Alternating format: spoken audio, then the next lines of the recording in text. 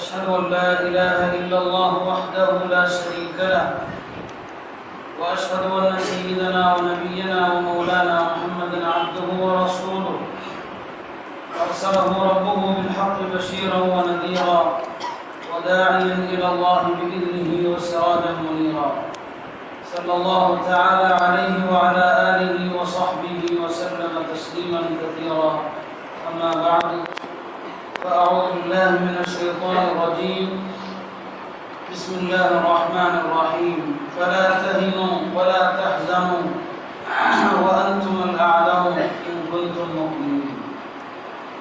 கண்ணியத்திற்குரிய அல்லாஹ்வின் நல்லடியார்களே, நாட்டிலே ஏற்படக்கூடிய பல்வேறு பரபரப்பான செய்திகளுக்கு மத்தியிலே அண்மையிலே 2 நோட்டுகள் செல்லாது என்று அறிவிக்கப்பட்ட ஒரு செய்தியும் மக்களை பெரும் அதிர்ச்சிக்குள்ளாக்கி பரபரப்பானதை நாம் எல்லாம் அறிந்திருக்கிறோம்.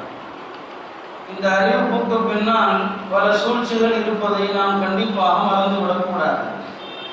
ஒன்று, இந்த நோட்டுகள் செல்லாது என்ற அறிவிப்புக்கு பின் இப்படி ஒரு காரணம் கூட இருக்க முடியும். இவர்கள் தேவையில்லாமல் கிளப்பிவிட்ட ஒரு பிரச்சனை பொது சிவில் சட்டம், முத்தலாக்குடைய பிரச்சனை.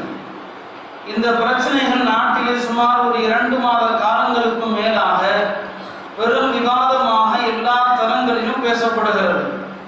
அதனுடைய விளைவாக எல்லோருடைய நாவுகளிலும் இஸ்லாம் என்கிற வார்த்தை விரும்பியோ விரும்பாமலோ வந்து கொண்டிருக்கிறது.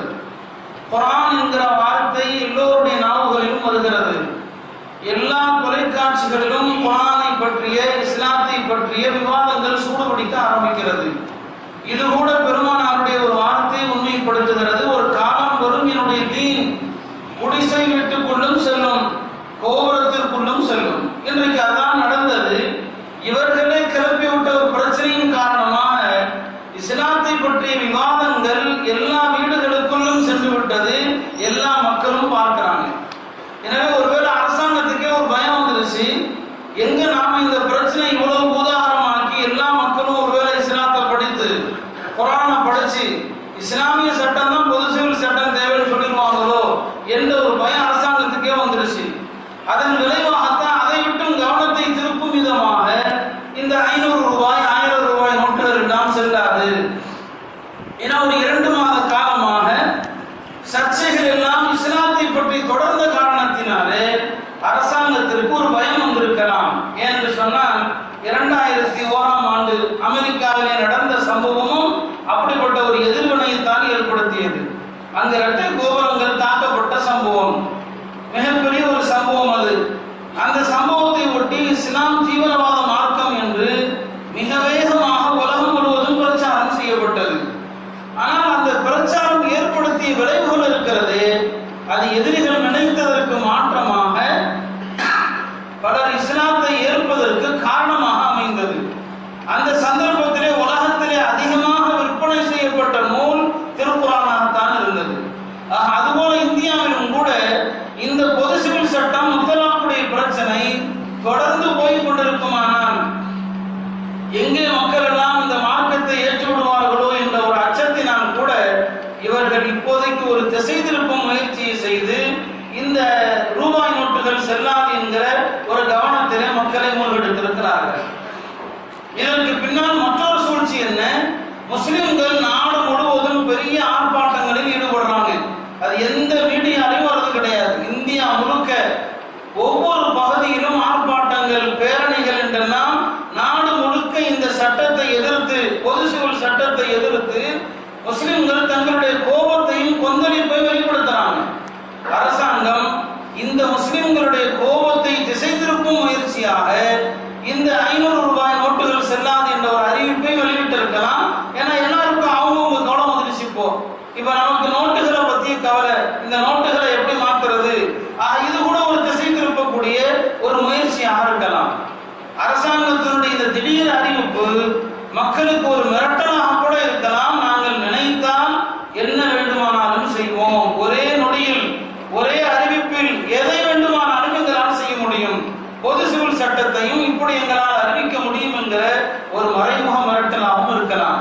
மொத்தத்திலே நடந்து கொண்டிருப்பது ஒரு சர்வாதிகார ஆட்சி. நாம் இந்த நேரத்திலே அல்லாஹ்விடத்திலே அதிகமாக ஒரு துஆ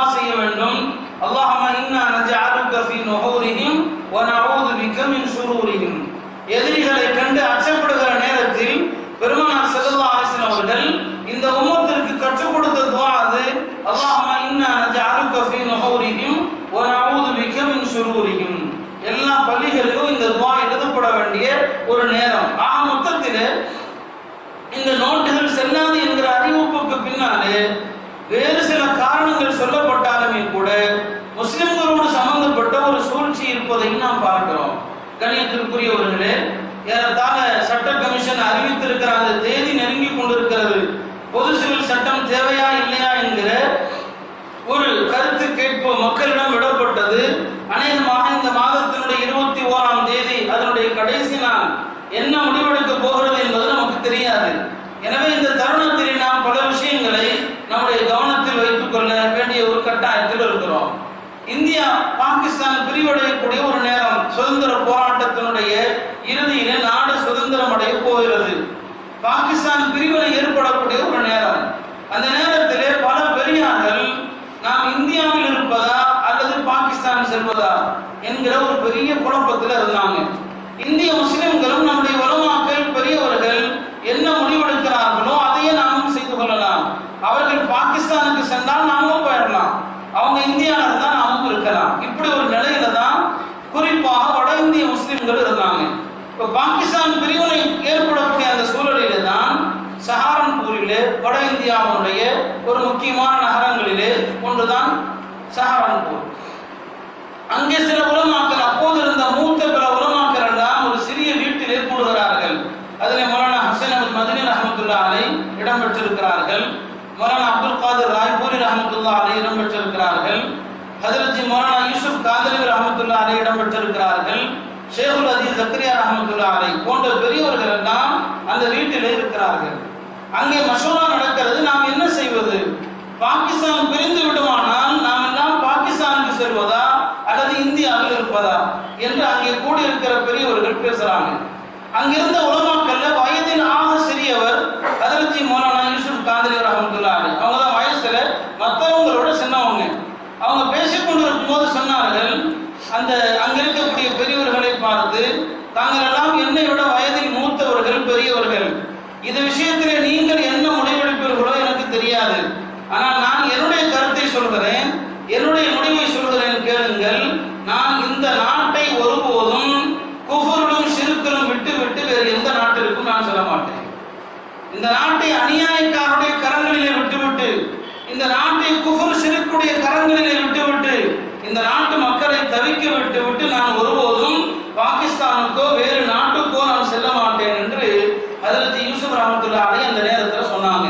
அங்கிருந்த பெரியவர்கள் எல்லாம் அதை ஆமோதித்து விட்டு சொன்னார்கள், உண்மைதான், நாம் இந்திய நாட்டில் இருப்போம், இந்த நாட்டுக்கு நாம் பணிவிடை செய்வோம், இந்த நாட்டினுடைய வளர்ச்சிக்கு, இந்த நாட்டுடைய முன்னேற்றத்திற்கு நாம் என்ன செய்ய முடியுமோ செய்வோம். காரணம் என்று சொன்னால், இந்த மார்க்கம் தீன இஸ்லாம் இருக்கிறதே, அது நமக்கு மட்டும் தேவையானதல்ல, இந்த நாட்டுக்கும் தேவை, இந்தியாவுக்கும் இந்த மார்க்கம் தேவை, நம்முடைய தீனுக்கும் தேவை, நம்முடைய ஆகிரத்துக்கும் தேவை.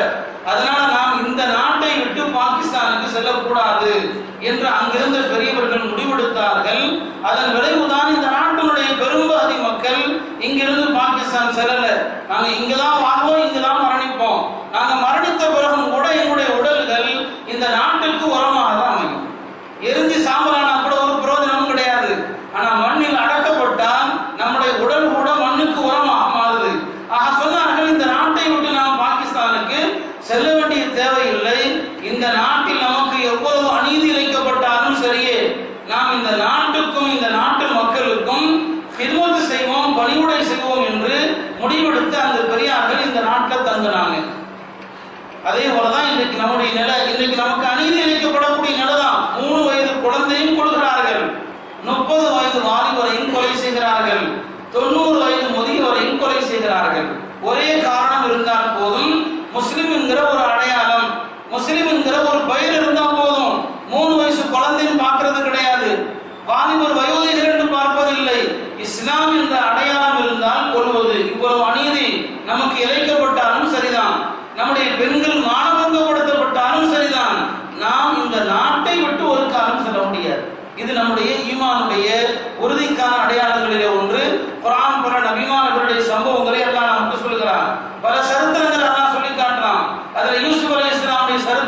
தெரியும். அவர்கள் மீது அபாண்டமாக பழி சுமத்தி அன்றைய எகிப்தினுடைய அரசாங்கம் அவர்களை சிறையில் அடைத்தது.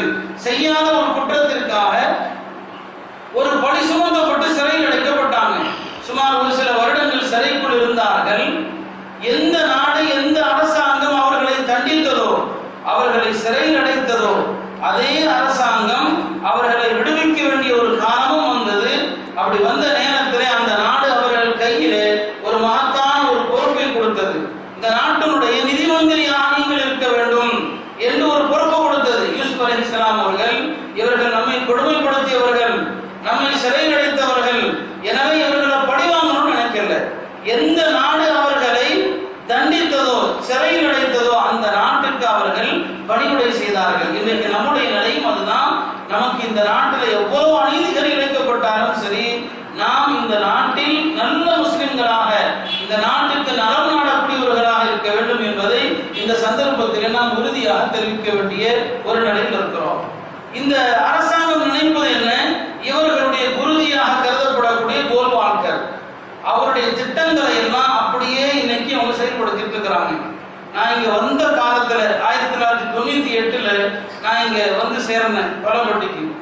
அந்த காலத்திலேயே RSS சூழ்ச்சிகளை பத்தி நான் பேசுவேன். அப்பெல்லாம் மக்கள் வந்து ஒரு வேடிக்கையா வித்தியாசமா பார்ப்பாங்க. இவர் ஏதோ கற்பனை உலகத்துல இருக்கிறார் போல் தெரியுது. RSSங்கிறாரு, இந்துத்துவாங்கிறாரு, ஏதோ ஒரு உலகத்துல இந்த அதிர்ப்பு உலகிட்டு இருக்கிறாரு. சிலர் பைத்தியம் கூட நினைப்பாங்க, ஏதோ பைத்தியக்காரமாக பேசுறார் போல் தெரியுது. பைத்தியம்னு சொல்லப்படணும், அவர் தான் உண்மையான அழைப்பாளர். எல்லா அபிமானங்களையும் உலகம் பைத்தியம்னு சொல்லுச்சு. அந்த நேரத்தில் RSS சூழ்ச்சிகளை பத்தி பேசினா பலருக்கும் விளங்கல. அப்படி ஒன்று இருக்கவா செய்யுதுன்னு சொல்லி அன்று எதை நாம் எச்சரித்தோமோ இன்றைக்கு அதுதான் நடந்துட்டு இருக்குது. 25 வருஷத்துக்கு முன்னால VT ராஜசேகர் என்பவர், தலித் வாய்ஸ்ங்கிற பத்திரிகை அவர் நடத்தி கொண்டிருக்கிறவர் VT ராஜசேகர், அவர் 25 வருஷங்களுக்கு முன்னால் எழுதினார், இந்திய முஸ்லிம்களே உஷார், இந்திய முஸ்லிம்களே உஷார், உங்களை விழுங்க போகிறார்கள், ஸ்பெயின்ல நடந்தது உங்களுக்கு நடக்க போகுது, உஷார் ஆனந்த் 25 வருஷத்துக்கு முன்னால சொன்னாரு. ஆனா நாம எதையுமே நம்பல. நமக்கு என்ன இந்த நாட்டில் ஆபத்து? நம்மை காப்பதற்கு நம்முடைய அரசியல் தலைவர்கள் இருக்கிறார்கள், சிறுபான்மை காவலர்கள் இருக்கிறார்கள். நமக்கு ஆபத்து வந்தா இந்த தலைவர்கள்லாம் நம்மளை விட்டுருவாங்களா அப்படின்னு நமக்கு ரொம்ப தைரியம். நம்பல, எதையுமே நம்பல. இன்னைக்கு எல்லாம் வந்து அவங்க அந்த அளவுக்கு அவங்க போட்ட திட்டம் 300 வருட திட்டம், ராமராஜ்யம், இந்துத்துவ ராஜ்யம் என்பது 300 வருஷ கனவு. அந்த கனவை அவர்கள் வெகு சீக்கிரமாக தொட்டுட்டாங்க. யாரும் நம்மை எச்சரித்தார்கள், சொல்லி பார்த்தாங்க. நம்முடைய கடந்த கால வரலாறை நம்ம பார்க்கல, நிகழ்காலத்துல என்ன நடக்க போகுதுன்னு சிந்திக்கல. இன்னைக்கு அரசாங்கம் கோல்வால்கருடைய அத்தனை திட்டங்களையும் செயல்படுத்துவதற்கான நெருக்கத்துல வந்துருச்சு. இப்பயும் சொல்றோம், நம்ம ஒரு கூட்டம் நம்ப மாட்டான். இதை அடுத்து ஏதோ உலகிட்டு இருக்கிறாரு, ஏதோ கற்பனை உலகத்துல இருக்கிறாரு, அதெல்லாம் நடக்காதுங்க. கோல்வால்கருடைய திட்டம் என்ன? இந்த நாட்டில் வாழக்கூடிய முஸ்லிம்களுக்கு முதல்ல ஓட்டுரிமையை பறிக்கணும், ஓட்டுரிமையை பறிக்கணும் முதல்ல. அடுத்து படிப்படியா குடியுரிமையை பறிச்சிடணும், குடியுரிமை முஸ்லிம்களுக்கு இருக்கக்கூடாது. மூணாவது ஒன்று சொன்னாரு, முஸ்லிம்களுடைய வக்ஃப் சொத்துக்களை எல்லாம் அரசுடைமையாக்கணும். அப்படி நடந்தா என்ன ஆகும்? நல்லா பாதுகாக்கணும். நாம இருக்கிற இந்த பள்ளி வாசல் வக்ஃப் பள்ளி இல்லையா, இந்த பள்ளி எல்லாம் அரசு சொத்தா போயிடும், தொழுகிறது வீட்டில் தான் தொழுதுக்கணும். இதான் கோல்வால்கருடைய திட்டம். ஆக முஸ்லிம்களுடைய குடியுரிமை, முஸ்லிம்களுடைய ஓட்டுரிமை, அவங்களுடைய வக்ஃப் சொத்துகள் அத்தனையும் அரசுடைமையாக்கப்படணும். அந்த கோல்வால்கருடைய திட்டத்தை தான் இன்னைக்கு அரசாங்கம் படிப்படியாக ஒவ்வொன்றாக நிறைவேற்றிக் கொண்டிருப்பதை பார்க்கிறோம். இன்னும் நாம சுதாரிக்கல, இன்னும் நாம ஒற்றுமை அடையல, பலத்தை எதிர்ப்பு காட்டல. நாம நிம்மதியா இருக்கிறோம், நமக்கு இருக்கிற காசு பணம் நம்பிக்கை கொடுத்துச்சு. இப்ப அதுவும் பயம் வந்துருச்சு, எந்த காசு எப்பயும் செல்லாம போகலாம் அப்படிங்கிற ஒரு எச்சரிக்கை நமக்கு வழங்கப்பட்டுடுச்சு. இதெல்லாம் முஸ்லிம்களுக்கு எதிராக தான் திட்டமிட்டு நடத்தப்படுது என்பதை நம்ம உணர்றதில்லை. நல்லா பாதுகாக்கணும். ஒரு காலம் வரும், யோசிக்குங்க. இப்படி கூட செய்யலாம். முஸ்லிம்கள் அரபி மொழியில பேர் வைக்க கூடாது. ஏன்னா அரபி மொழிங்கிறது இந்திய மொழி கிடையாது, அது அரபு நாட்டு மொழி. நீ இங்க பேர் வைக்கிறதாக இருந்தா சமஸ்கிருதத்துல தான் பேர் வைக்கணும். இப்ப வந்திருக்கிற 2000 நோட்லையும் சமஸ்கிருத எழுத்து வந்துருச்சு. எல்லாரும் கவனிச்சிங்களா இல்லையான்னு தெரியல, சமஸ்கிருத எழுத்து வந்துருச்சு. அவங்க சமஸ்கிருதத்தான் ஆட்சி மொழியாக, இந்த நாட்டினுடைய பொது மொழியாக ஆக்க முயற்சி பண்றாங்க. அடுத்து என்ன சூழ்நிலை வரும்? இங்கெல்லாம் வந்து யாரும் முஸ்லீம் பேர் வைக்க கூடாது, எல்லாம் சமஸ்கிருத மொழியில பேர் வைங்க. இப்படிலாம் நடக்குமா நீங்க நினைக்கலாம். நடந்தது ரஷ்யாவில். ரஷ்யாவில் அதான் நடந்துச்சு. 1921ல் அங்கே கம்யூனிஸ்ட் ஆட்சி வந்த நேரத்தில் எந்த மதங்களும் கிடையாது, மதங்கள் எதுவும் இல்லை. எல்லா மதத்தையும் என்ன செஞ்சாங்க, ஒழிச்சாங்க. மத தலங்கள் அது கிறிஸ்தவர்களுடையதாகட்டும் முஸ்லிம்களுடையதாகட்டும் எல்லாத்தையும் எடுத்து தரமட்டமாக்குனாங்க. அப்ப போடப்பட்ட உத்தரவு என்ன, முஸ்லிம்கள் எல்லாம் ரஷ்ய மொழியில தான் பேர் வைக்கணும்னு சொல்லி. இன்னைக்கும் பாருங்க, ரஷ்யாவில் இருந்து பிரிந்த இஸ்லாமிய நாடுகள் அங்கெல்லாம் வாழக்கூடிய முஸ்லிமுடைய பேரை பார்த்தீங்கன்னு சொன்னா இஸ்லாமிய பேரா இருக்காது. இன்னும் வரைக்கும் ரஷ்ய மொழியில தான் பெயர். அந்த மக்கள் அந்த தாக்கத்துல இருந்து இன்னும் வரல. அவ பெயரை கூட எதுல வைக்கணும்னு சொன்னா ரஷ்ய மொழியில தான், அரபி மொழியில பேர் வைக்க கூடாது. இது ரஷ்யாவில் கம்யூனிசம் அந்த நேரத்தில் நடந்த உண்மை. அந்த நேரத்தில் அந்த மக்கள் எப்படி இஸ்லாத்தை பாதுகாத்தாங்க? சுமார் ஒரு 60-70 வருட காலம் கம்யூனிசத்தினுடைய இரும்பு கரம் ஆட்சின்னு சொல்லுவாங்க. எந்த வழிபாட்டு தலமும் அங்கே கிடையாது, தொழ முடியாது, எதுவும் இல்லை. அந்த நேரத்தில் சில நல்ல உலமாக்கள், நல்ல பெரியவர்கள் எல்லாம், சாலிஹீன்கள் எல்லாம் அந்த மக்களுக்கு இஸ்லாத்தையும் ஈமானையும் பாதுகாக்கணும்னு சொல்லி பல இடங்கள்ல அண்டர் கிரவுண்ட் தோண்டி ரகசியமா அரசாங்கத்துக்கு தெரியாம கனிமா சொல்லிக் கொடுக்கிறது, குரானை சொல்லிக் கொடுக்கிறது, இப்படி சொல்லிக் கொடுத்து ஒரு 70 ஆண்டுகள் மறைமுகமாக இந்த தீன இஸ்லாத்தை பாதுகாத்தாங்க. ரஷ்யா நடந்துச்சு. அதுக்கப்புறம் கோர்பச்சி ஆட்சிக்கு வந்த நேரத்துல தான் ரஷ்யா உடைந்த வரலாற்றையும் பார்க்கிறோம். இன்னைக்கு அல்ஹம்துலில்லாஹ் அங்க பள்ளிவாசல்கள் இருக்குது. அது போன்ற ஒரு திட்டத்தை தான் இங்கேயும் கொண்டு வருவதற்கான முயற்சி. அடுத்த கட்டம் அதுதான். நம்முடைய பெயர்கள் எல்லாம் அரபி மொழியில இருக்கக்கூடாது. இவ்வளவு ஒரு மோசமான ஒரு சூழ்நிலையில நாம் இருக்கிறோம். இந்த நேரத்தில் நாம செய்ய வேண்டிய சில கடமைகளும் நமக்கு இருக்குது. முதலாவது நாம் விளங்கணும், இந்த நாட்டில் உள்ள மற்ற மக்கள், மற்ற சமுதாயத்தை சார்ந்தவர்கள் எல்லோருமே இந்துக்கள் கிடையாது. ஞாபகம் வச்சுக்கணும். இந்த இந்துங்கிற மதம் தனியா ஒண்ணு இல்லை, இந்துங்கிற ஒரு பெயரும் கிடையாது. ஆங்கிலேயர் வருவதற்கு முன்னால இந்த நாட்டு மக்களுக்குன்னு சொல்லி ஒரு தனி மதம், இந்து மதம் என்றோ இந்துங்கிற வார்த்தையோ கிடையாது. ஆங்கிலேயர்கள் வருவதற்கு முன்னால இந்த இந்துங்கிற பேர் எப்படி வந்துச்சு? இங்க பல மதத்தவர்கள் இருந்தாங்க. இந்து மதம் யார சொல்றோமோ அவங்க பல ஜாதிகளா இருந்தாங்க. அந்தந்த ஜாதியில தான் அழைக்கப்படுவாங்க, இந்துக்கள்னு அழைக்கப்பட மாட்டாங்க. 1917 ஆங்கிலேய அரசாங்கம் எல்லா மக்களுக்கும் ஓட்டுரிமை வழங்கியது. எல்லாரும் ஓட்டு போடலாம். அதுக்கு முன்னாடி வரைக்கும் எல்லாருக்கும் ஓட்டுரிமை கிடையாது. எல்லாருக்குமே ஆங்கிலேய அரசாங்கம் ஓட்டுரிமை வழங்கியது. அந்த ஓட்டுரிமை வழங்கிய நேரத்துல தான் இந்த நாட்டில் உள்ள பிராமணர்கள் ஒரு 2%, ஒரு 2.5% தான் இருப்பாங்க பிராமணர்கள். அந்த பிராமணர்கள் யோசித்தாங்க, நாம 2.5% தான் இருக்கிறோம். ஆங்கிலேய அரசாங்கம் எல்லா மக்களுக்கும் ஓட்டுரிமை வழங்கி இருக்குது. என்னைக்கு இருந்தாலும் ஒரு நாள் இந்த ஆங்கிலேய அரசாங்கம் இந்த நாட்டை விட்டு வெளியேறதான் போகுது. இந்த நாட்டுக்கு சுதந்திரம் கிடைக்கத்தான் போகுது. அப்படி இந்த நாட்டில் இருந்த ஆங்கிலேயர்கள் வெளியேறிய பிறகு இந்த நாட்டிலே ஒரு பொது தேர்தல் வந்தால் பிராமணர்கள் நாம எப்படி ஆட்சிக்கு வர முடியும், நாம எப்படி பொறுப்புகளுக்கு வர முடியும்? ஏன்னா நம்ம 2% தான் இருக்கிறோம், நமக்கு யாரும் ஓட்டு போட மாட்டாங்க. அந்த நேரத்தில் அந்த பிராமணர்கள் தான் ஆங்கிலேய அரசாங்கத்திடம் இப்படி ஒரு கோரிக்கை வச்சாங்க, இந்த நாட்டில் உள்ள முஸ்லிம் கிறிஸ்தவர்களை தவிர உள்ள எல்லாருக்கும் ஒரு பொது பேர் வைங்க, அதுக்கு பேர் தான் ஹிந்து. எல்லாருக்கும் ஒரு பொது பேர் வைங்க, அதான் ஹிந்து. ஹிந்துன்னு சொல்லி ஒரு பேர் ஆங்கிலேயர்கள் வச்ச பேர் அது. இந்த நாட்டில் உள்ள எல்லா மக்களுக்கும் ஒரு பொதுவான பேரை வச்சு எல்லாருமே ஹிந்துன்னு சொல்லிட்டான். ஆனா இத்தனைக்கும் இந்த நாட்டில் உள்ள 90% இந்துக்களுக்கு தங்களுடைய வேதம் என்னன்னு தெரியாது, அவங்களுடைய வேதத்தை பத்தி தெரியாது, அவங்களுடைய சுலோகங்கள் என்னன்னு தெரியாது, வேதத்தினுடைய சடங்குகள் தெரியாது. அவங்க திட்டமிட்டு செஞ்சாங்க, எல்லாருக்கும் ஒரு பொது பெயர் ஹிந்துன்னு வச்சுட்டோம்னு சொன்னா இந்துங்கிற பேர்ல எல்லாத்தையும் இணைச்சிடலாம், நாளை நாம ஆட்சியை பிடிச்சிடலாம்னு சொல்லி அவங்க அன்னைக்கு செஞ்ச சூழ்ச்சி.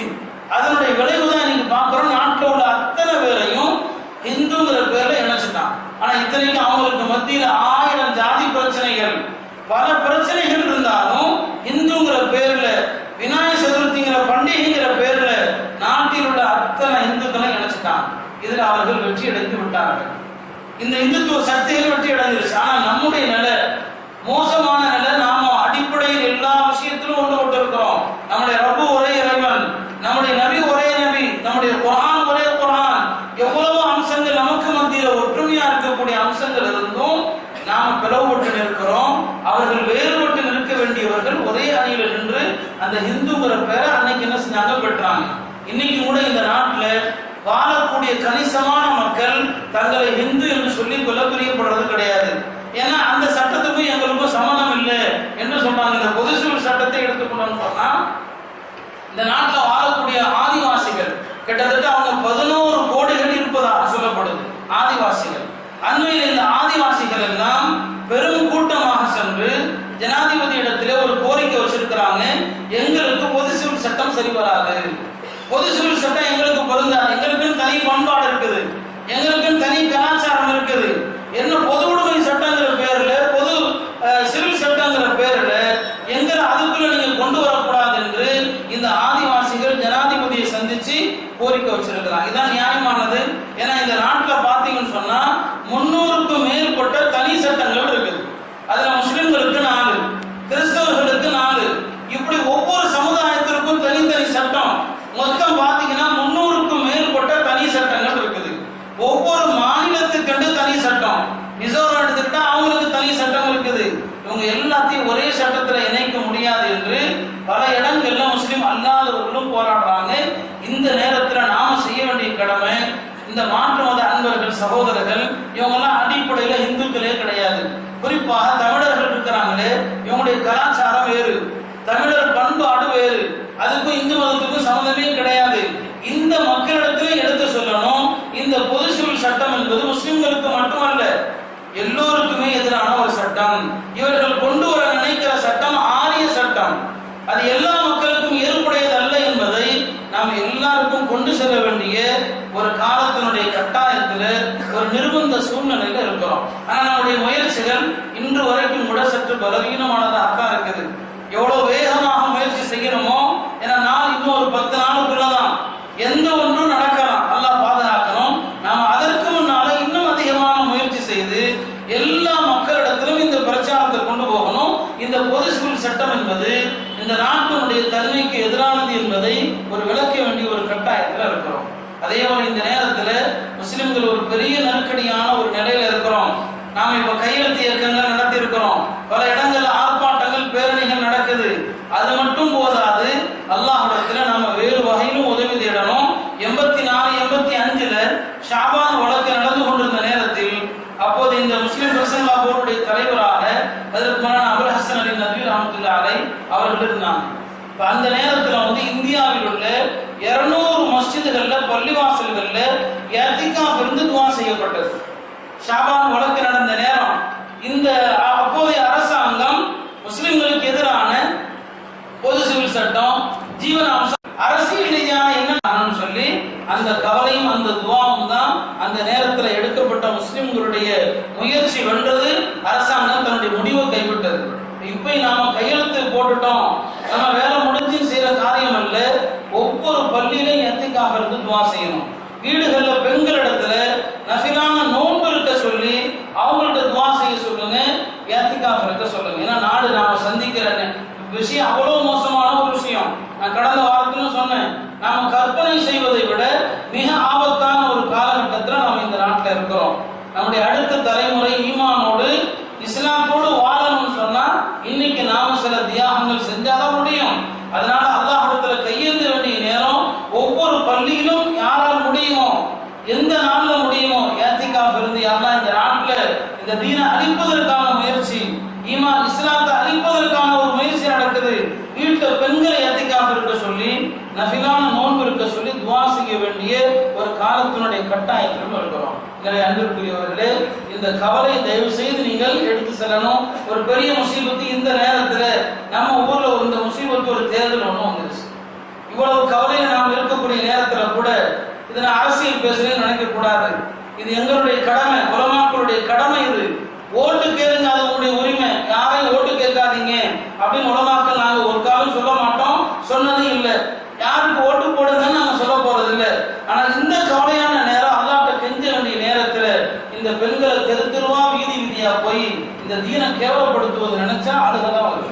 அவ்வளவு கேவலமான ஒரு சூழ்நிலையை உருவாக்கி இந்த பாவிகள், இந்த சண்டாளர்களால தான் அல்லாஹ் இப்படிப்பட்ட ஆட்சியாளர்களை கொண்டு வந்திருக்கான்.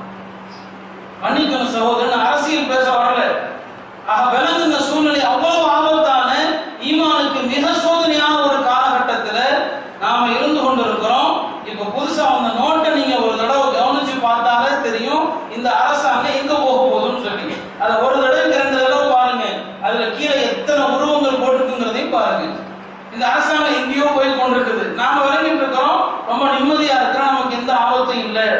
நம்முடைய உலமாக்கள் கவலைப்படுகிறார்கள். முஸ்லிம்கள்ட்ட அல்லாஹ்ட்ட மீண்டும் துஆ செய்யுங்கள் சொல்லி மீண்டும் மீண்டும் கோரிக்கை வைக்கிறாங்க.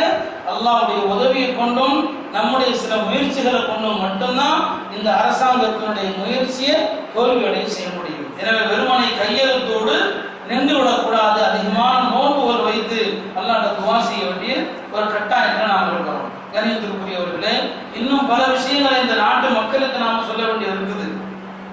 தொடர்ந்து நாம் சொல்லியிருக்கோம், பெண்களுக்கு எவ்வளவு உரிமை வழங்கி இருக்குது இந்த மார்க்கம்னு சொல்லி. இன்னும் அழுத்தமாக சொல்ல வேண்டிய ஒரு காலகட்டம், அவர்களுடைய மதத்தில் இன்னைக்கும் கூட எத்தனையோ வழிபாட்டு தலங்களுக்குள் பெண்கள் செல்ல முடியாதுன்னு அங்கேயும் இருக்குது. பெண்கள் அங்க செல்ல முடியாது, சபரிமலைக்கு பெண்கள் செல்ல முடியாது. அதுல கோர்ட்ல வழக்கு இருந்தா என்ன சொல்றாங்க, இது மத விஷயம் தலையிடக்கூடாது. அவர்களுடைய மத விஷயத்துல கோர்ட்டு தலையிடக்கூடாதுன்னு சொல்றாங்க அவங்களுடைய மத குருமானர்கள். ஆனா அதுவே நம்முடைய விஷயம் வந்தா இதுல கோர்ட்டு தலையிடுது, அரசாங்கம் தலையிடுது. இந்த உண்மையை நாம உரக்க சொல்ல வேண்டிய ஒரு நிலையில இருக்கிறோம். பெண்களுக்கு நம்முடைய மார்க்கம் வழங்கி இருக்கக்கூடிய கண்ணியத்தை போல எந்த தீனும் வழங்கி இருக்க முடியாது. குர்ஆனுடைய சரித்திரங்களை பாருங்க. இப்ராஹிம் அலைஹிஸ்ஸலாமை பத்தி பேசணும்னு சொன்னா அன்னை ஹாஜராவை பத்தி பேசாம இருக்கவே முடியாது. ஹாஜராவுடைய நினைவாகத்தான் காபா, ஹாஜராவுடைய நினைவாகத்தான் ஜம்சம், ஹாஜராவுடைய நினைவாகத்தான் சஃபா மர்வா. ஒரு பெண்ணுடைய தியாகத்துக்கு பின்னால்தான் அந்த பெண்ணுடைய நினைவாக தான் காபத்துல்லா இருக்குது. ஒரு பெண்ணுடைய நினைவாகத்தான் ஜம்சம். ஒரு முஸ்லிம் ஜம்சமை குடிக்கும் போதெல்லாம் அந்த தியாக பெண்ணை நினைக்காம குடிக்க முடியாது. சஃபா மர்வால ஓடும் போதெல்லாம் அந்த தியாக பெண்மணியை நினைக்காம எடுக்க முடியாது. எந்த தீன்ல ஒரு பெண்ணுக்கு இவ்வளவு கண்ணியம் கொடுக்கப்பட்டிருக்கும். மூசா அலைஹிஸ்ஸலாமுடைய சரித்திரத்தை பேசணும்னு சொன்னா ரெண்டு பெண்களை மறக்க முடியாது. ஒன்று மூசா அலைஹிஸ்ஸலாமுடைய தாயார், இன்னொன்று ஃபிரௌனுடைய மனைவி. மூசா அலைஹிஸ்ஸலாமுடைய சரித்திரத்துல இந்த ரெண்டு பெண்களுடைய பங்கு முக்கியமானது.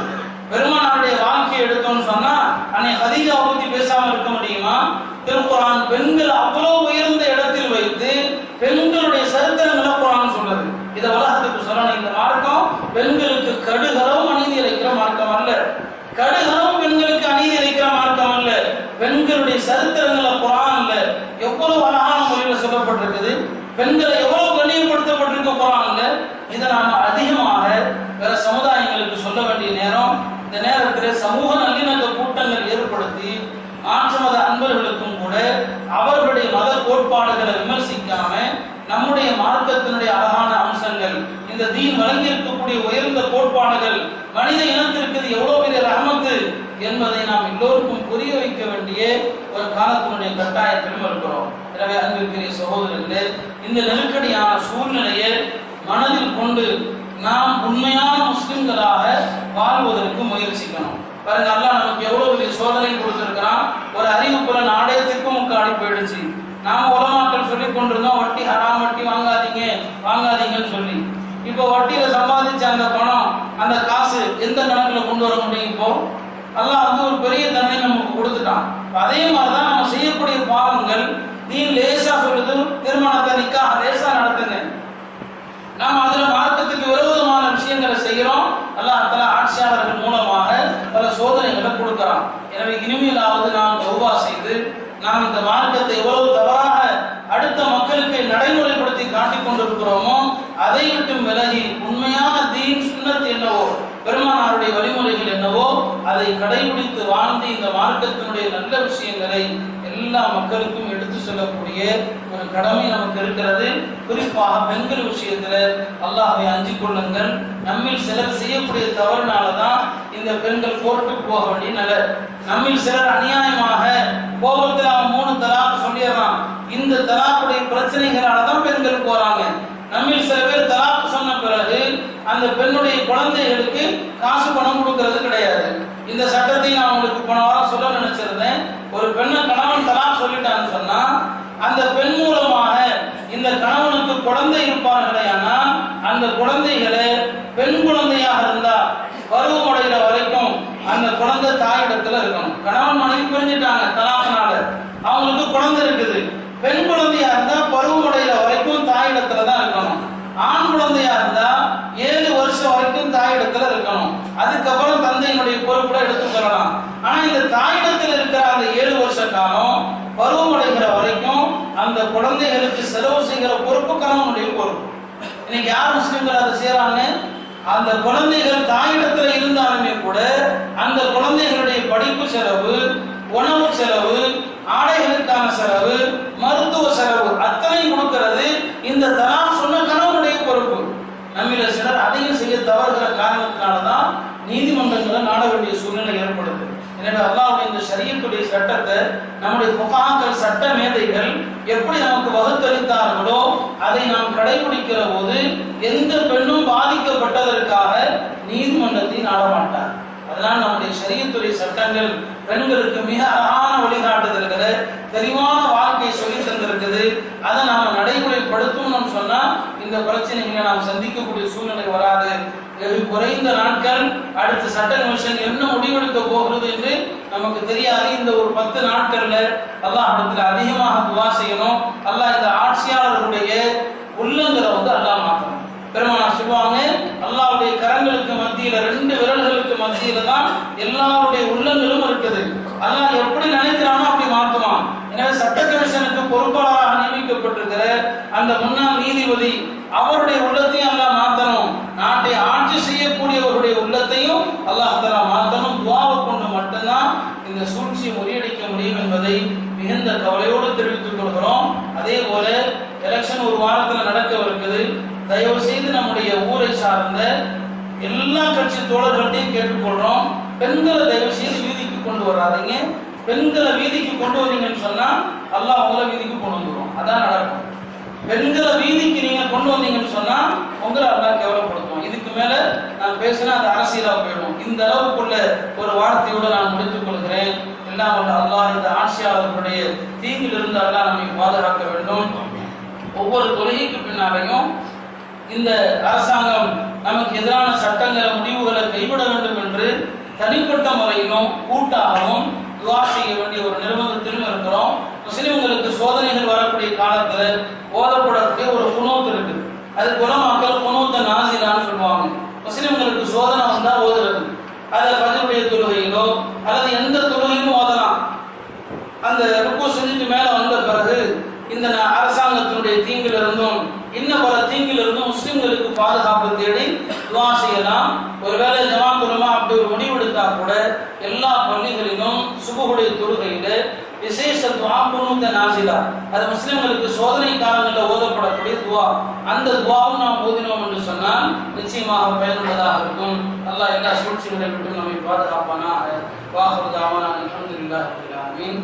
கண்ணியத்திற்குரிய அல்லாஹ் நல்லடியார்களே, கடந்த ஒரு 4-5 வாரங்களாக